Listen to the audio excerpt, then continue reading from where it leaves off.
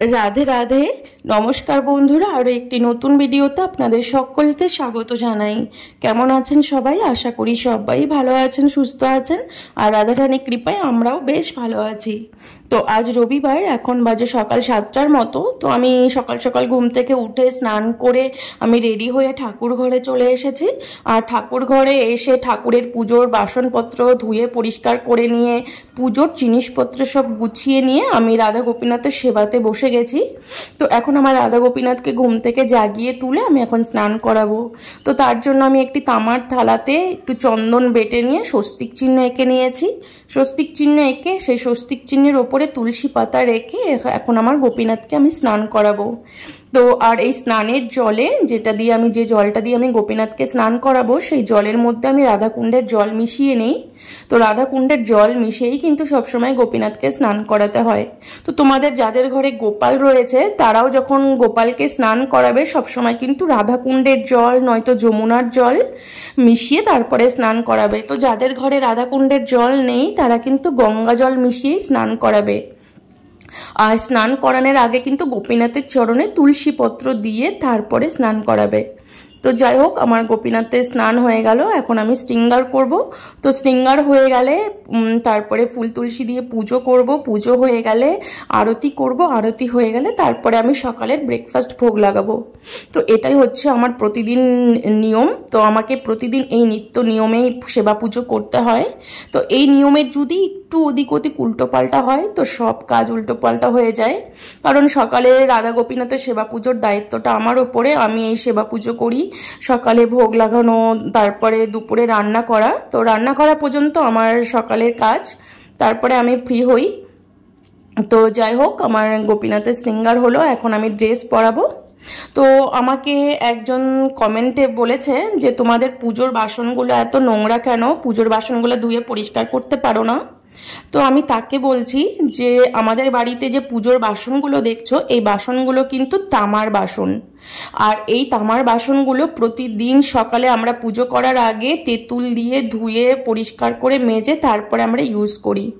তো আমাদের বৃন্দাবনের ওয়েদার এতটাই ড্রাই যে, এতটাই বৃন্দাবনের ওয়েদার গরম যে এই তামার বাসনগুলো যতই আমি ধুয়ে মেজে পরিষ্কার করি না কেন, তেঁতুল দিয়ে পরিষ্কার করি, লেবু দিয়ে যতই পরিষ্কার করি না কেন, 10-15 মিনিট পরে এই বাসনগুলো আবার কালো হয়ে যায়।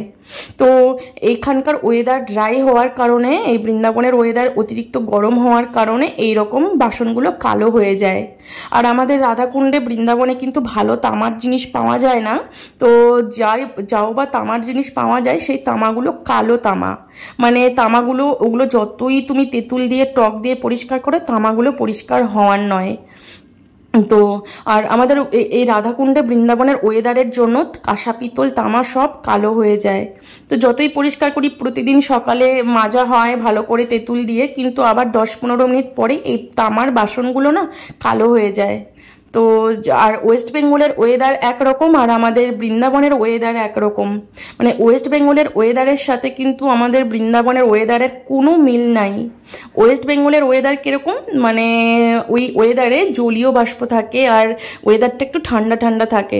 আর আমাদের বৃন্দাবনের যে গরম, এই গরম তোমরা না অনুভব করলে বুঝতে পারবে না। তো এই গরমে কাঁসা পিতল তামা একদম কালো হবেই, এটা একদম মাস্ট হবেই। তো যারা বৃন্দাবনে থাকে, রাধাকুণ্ডে থাকে, তারাই এটা বুঝতে পারবে, বাইরের লোক বুঝতে পারবে না। তো আর আমাদের পুজোর বাসনগুলো আমরা সবসময় তামার ইউজ করার চেষ্টা করি, কারণ যে ঠাকুরকে যে স্নান করানো হয় যে থালাটা, তো এই থালাটা কিন্তু অবশ্যই তামার ইউজ করতে হয়। তারপরে যে পঞ্চপত্রে যে জল রাখা হয়, সেই জলটা, পঞ্চপত্রটাও কিন্তু তামার ইউজ করতে হয়। তো এই কারণে এইখানকার তামাগুলো কালো, এখানে ভালো তামার জিনিস পাওয়া যায় না। এই জন্যই তামাগুলো যতই পরিষ্কার করি এরকম কালোই থাকে। তো তোমরা না জেনে শুনে উল্টোপাল্টা কমেন্ট করো, এটা তো ঠিক না। না, একবার জেনে শুনে বুঝে তারপর কাউকে একটা কমেন্ট করো। কিন্তু এটা আমি জানিয়ে রাখলাম, অনেকে এটা বলতে পারো যে কেন এই তামার বাসনগুলো কালো। তো তামার বাসনগুলো আমাদের এই বৃন্দাবনে ওয়েদারের কারণে কালো হয়। আর এখানে আমাদের তামার ভালো জিনিস পাওয়াও যায় না, যদিও বা আমরা নিয়েছি, এগুলো কালো হয়ে যায়। তুমি যতই পরিষ্কার করো এগুলো কালো হবেই। তো যাই হোক, আমার গোপীনাথের শৃঙ্গার হয়ে গেল। তো এখন আমি গোপীনাথকে আসনে বসিয়ে এখন আমার রাধা গোপীনাথকে মালা পরাবো, তারপরে আমি পুজো করব। তো সকালে এটা আমার নিত্য নৈমিত্তিক কর্ম। আমি অনেক ছোটবেলা থেকে আমার গোপীনাথের এইভাবে আমি সেবা পুজো করি, এটাই আমার কর্ম। তো কেউ যদি বলে যে আমরা অলস, অনেকে আমাকে কমেন্টে লিখেছে যে আমরা অলস, আমরা কাজকর্ম করি না, ফ্রি বসে বসে খাই। তো আমি তার জন্য বলছি, কর্মের মধ্যে সবথেকে উত্তম কর্ম হচ্ছে এই রাধারানী আর গোপীনাথের সেবা করা। এই যে সকালবেলা থেকে আমার গোপীনাথের সেবা করছি, স্নান করাচ্ছি, শৃঙ্গার করছি, তো এটা কি কর্ম না? সবথেকে উত্তম কর্ম যদি হয় তো এটাই হচ্ছে সবথেকে উত্তম কর্ম, রাধা গোপীনাথের সেবা পুজো করা, রাধা গোপীনাথের নাম গান করা। তো যে যেরকম কোয়ালিটি, তাকে কোয়ালিটি অনুযায়ী ভগবান সেই জীবকে কর্ম প্রদান করেন। তো আমার ছোটবেলা থেকেই বাসনা ছিল আমার রাধা গোপীনাথের সেবা পুজো করব, আমি আর অন্য কোনো কর্ম করতে চাই না। এই জন্য গোপীনাথ আমাকে বাসনা অনুযায়ী আমাকে গোপীনাথের সেবাতেই নিযুক্ত করে রেখেছেন। তো সকালবেলা হলেই অনেকে, কেউ আছেন অফিসে যাওয়ার জন্য তারা, কেউ আবার দোকান খুলবেন, দোকানে যাওয়ার জন্য তারা, মানে বিভিন্ন রকম লোক বিভিন্ন রকম কর্মে নিযুক্ত। তো তেমনি আমার কর্ম হচ্ছে আমার রাধা গোপীনাথের সেবা করা। তো সকালবেলা ঘুম থেকে উঠেই অনেকে অনেক রকম কাজে দৌড়ায়। তো আমার কাজ হচ্ছে কি, সকালবেলা ঘুম থেকে উঠেই আগে আমার গোপীনাথের সেবা পুজো করা, এটাই আমার সবথেকে বড় কাজ। তো আমাদের শাস্ত্রে বলা আছে, গীতাতে বলা আছে, কর্ম মধ্যে সর্বশ্রেষ্ঠ কর্ম হচ্ছে আমাদের এই রাধা গোপীনাথের সেবা পুজো করা। এর উপরে আমার মনে হয় না আর কোনো কর্ম আছে, আর না কর্ম কোনোদিন থাকতে পারে। তো যে যেরকম যার বাসনা, তাকে বাসনা অনুযায়ী ভগবান সেই জীবকে কর্মে নিযুক্ত করেন। তো আমার বাসনা রাধা গোপীনাথের সেবা পুজো করা, সেইভাবেই আমাকে আমার বাসনা আমার কর্মেতে আমাকে ভগবান নিযুক্ত করে রেখেছেন। তো আমার একটাই বাসনা, এই রাধারানী গোপীনাথের সেবা পুজো করতে করতে যদি দেহটা রাখতে পারি তবে আমার জীবনটা সার্থক। তো লোকে, এই সমাজের লোক আমায় কে কি বললো না বললো, ওই সব লোকের কথাতে কান দিয়ে আমার কোনো লাভ নেই। আমি তো বুঝে গেছি যে আমার কর্ম কোনটা উত্তম, সেটাই আমাকে করণীয়। তো এই যে ভগবানের সেবা পুজো করা, ভগবানের নাম গান করা, সারাদিন তার শ্রবণ কীর্তন করা, তার নাম জপ করা, এটা হচ্ছে সবথেকে উত্তম কর্ম। তো অনেকেই আমাকে অনেক রকম কথা বলেছেন, গীতায় কি বলা আছে যে সারাদিন তার সেবা পুজো নিয়েই থাকতে হবে। তো গীতায় কি বলা আছে না বলা আছে সেটা আপনি ভালো করে দেখুন, তারপরে আমাকে বলবেন। তো যেটা আমরা শাস্ত্র অনুযায়ী পাই যে কর্মের মধ্যে শ্রেষ্ঠ কর্ম হচ্ছে হরিভজন করা। হরিভজনের থেকে উত্তম শ্রেষ্ঠ কর্ম আর এই পৃথিবীতে কিছুই থাকতে পারে না। তো যে যত বড়ই বিজ্ঞ হন না কেন, কোনো বিজ্ঞের কথাই এখানে কোনো খাটবে না, কারণ রাধারানী গোপীনাথ যেটা নিজের মুখে বলেছেন সেটাই সব থেকে সত্যি। তো এই কর্মটাকেই আমরা বেছে নিয়েছি, এই হরিভজনটাকে। তো এটাই হচ্ছে উত্তম কর্ম, শ্রেষ্ঠ কর্ম, এর উপরে আর কোনো কর্ম নেই। তো ভগবান নিজে মুখেই বলেছেন, যিনি ধর্ম পরিত্যাজ্য মামেক শরণাং ব্রজ, গীতাতেই পরিষ্কার বলা আছে, সর্বধর্ম ত্যাগ করে তুমি আমার শরণ গ্রহণ করো, আমি তোমায় সর্বপাপ হইতে মুক্তি প্রদান করব। তো ভগবান যেখানে নিজে মুখে আশ্বাস প্রদান করেছে, সেখানে লোক কি বললো না বললো সেই সব কথায় কান দিয়ে তো আমার লাভ নেই। এই জন্য সর্বধর্ম ত্যাগ করে আমরা রাধা গোপীনাথের সেবা পুজোকেই সার করে নিয়েছি, তার ভজনটাকে সার করে নিয়েছি। আর মরতে মরতে, এই সেবা পুজো করতে করতেই যেন মরতে পারি, তবেই এই জীবনটা সার্থক, তবেই এই কেরিয়ার তৈরি। এটাকেই কেরিয়ার তৈরি বলে। তার সেবা পুজো করতে করতে দেহটা রাখতে পারলে এই জীবনটা সার্থক, এখানেই আমাদের জীবনের সার্থকতা। তো সমাজ কি বললো, সমাজ কি না বললো, ওইসব দিকে কান দিয়ে আমাদের কোনো কাজ নেই। এই জন্য আমাদের গোপীনাথ নিজে মুখে যেটা বলেছেন আমাদেরকে সেটাই মানতে হবে। তো যাই হোক, এখন আমার সেবা পুজো হয়ে গেল, শৃঙ্গার সব কিছু হয়ে গেছে, এখন আমি আরতি করব। তো আরতি হয়ে গেলে তারপরে আমি ভোগ লাগাবো। সকালে আজকে ভেবে রেখেছি, সকালে আজকে গোপীনাথের জন্য পাস্তা বানিয়ে তারপর পাস্তা ভোগ লাগাবো। আগে আরতিটা শেষ করি।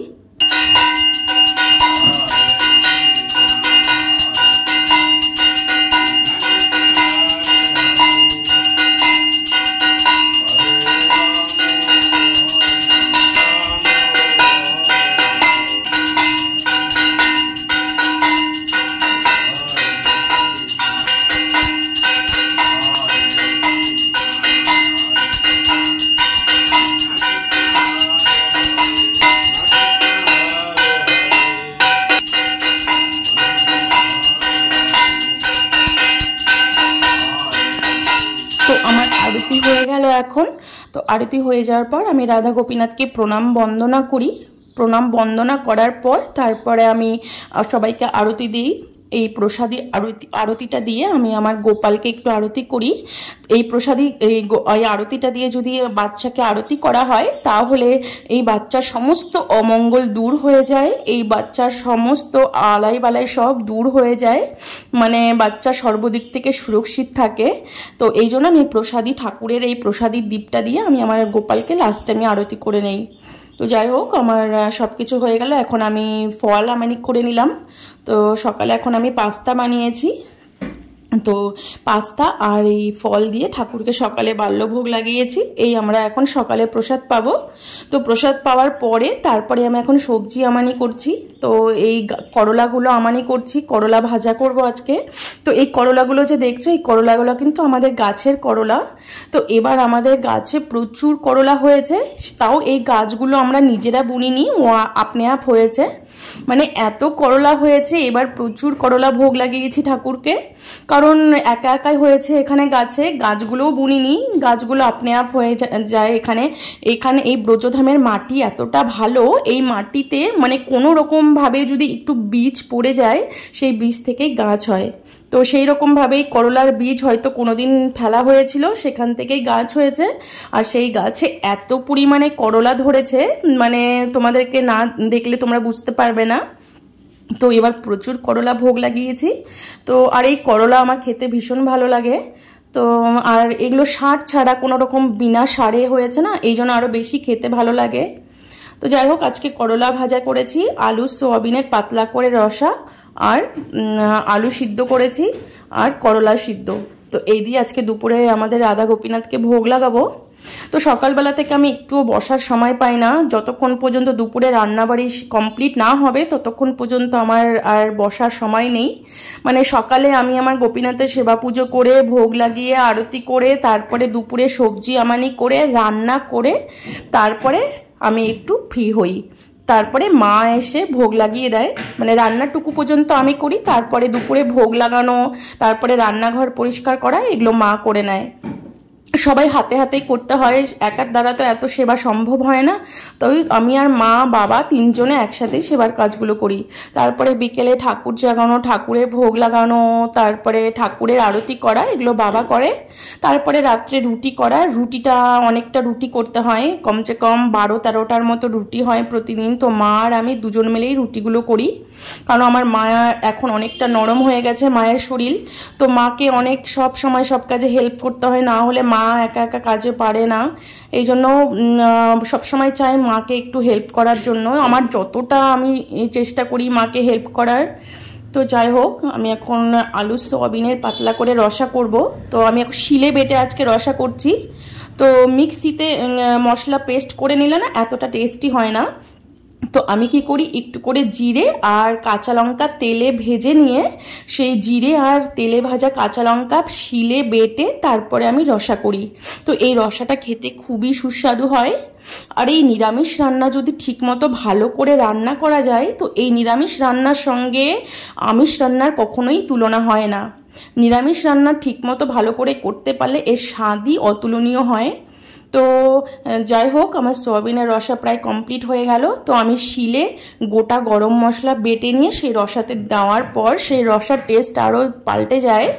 তো নিরামিষ রান্না জানা দরকার, ঠিকমতো যদি জেনে ভালো করে নিরামিষ রান্না পরিপাটি করে করা যায়, সেই রান্নার স্বাদই খুব অপূর্ব হয়।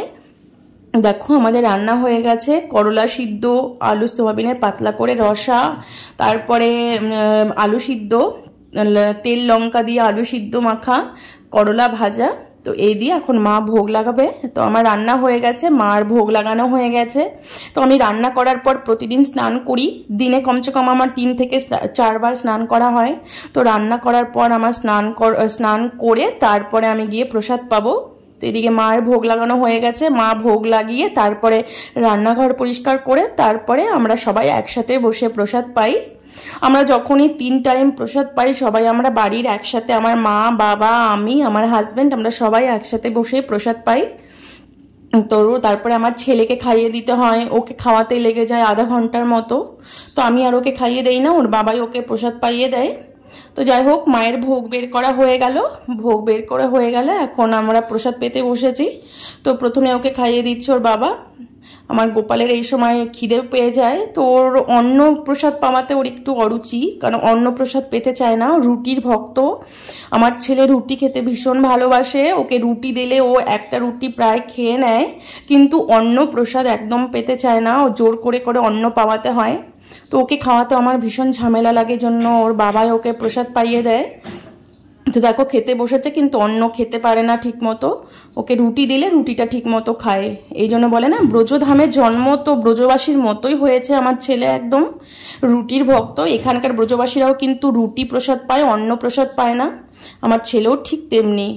তো যাই হোক, আমরা এখন প্রসাদ পাবো দুপুরে। এই দিয়ে আজকে প্রসাদ পেয়ে তারপরে আমরা দুপুরে একটু রেস্ট নেই। তো আজকের ভিডিওটা এই পর্যন্তই, আবার দেখা হবে পরের ভিডিওতে।